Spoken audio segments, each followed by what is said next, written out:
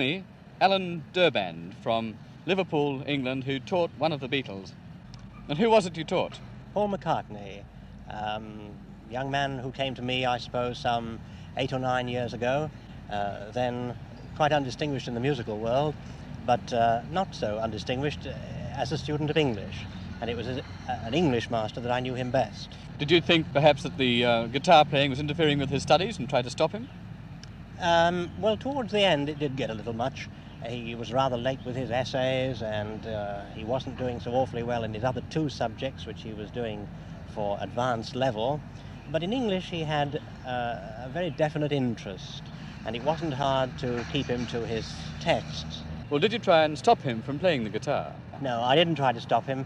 In fact, it would have been impossible, because he was a young man who knew what he wanted to do, and playing the guitar was, from probably at the age of 15, an obsession with him.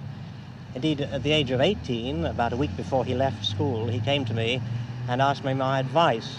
He wanted to know whether he should carry on playing the guitar professionally, because he'd been offered a job in Hamburg playing the guitar at £20 a week, or whether he should carry on and become a teacher, as he'd always intended to be.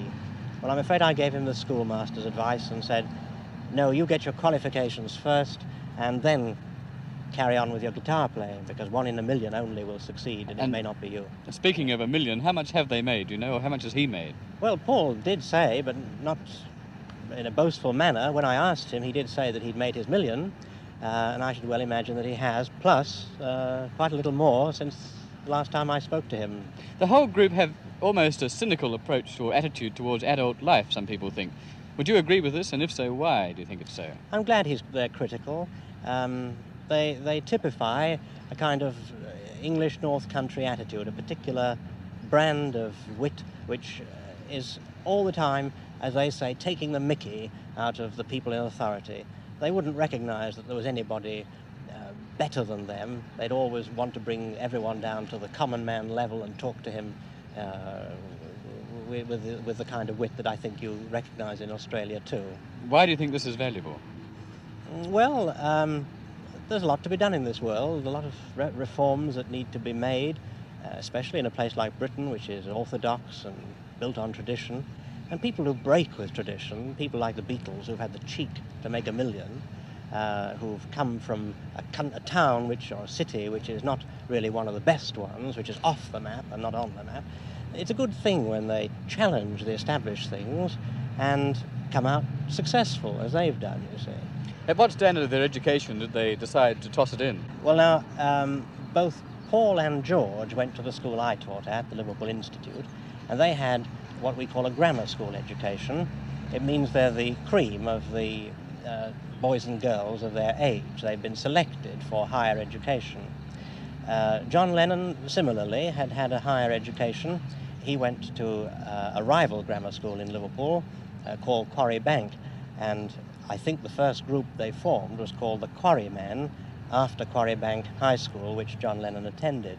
And then he went to art school too. The music does seem to suggest tremendous energy. Is that typical of that part of the country? There is a great vitality in the north of England.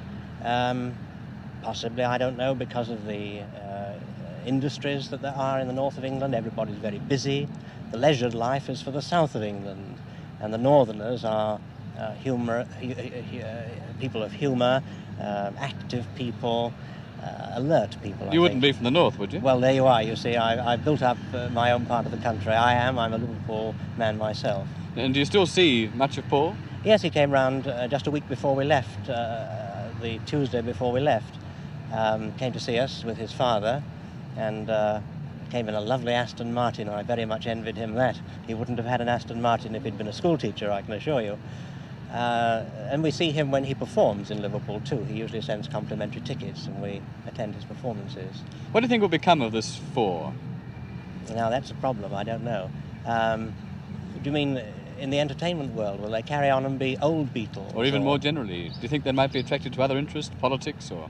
I shouldn't think so. I would imagine from talking to Paul that his interests lie, again, in the creative field. I think he'd like to carry on writing music, and maybe, I don't know, he hasn't said so, but possibly he'd go on to put on other people as an impresario or something. I think he is in fact a shareholder in British Lion Films, is he not? And maybe this would be the sort of thing he'd develop. I just honestly don't know. It's something that he keeps to himself.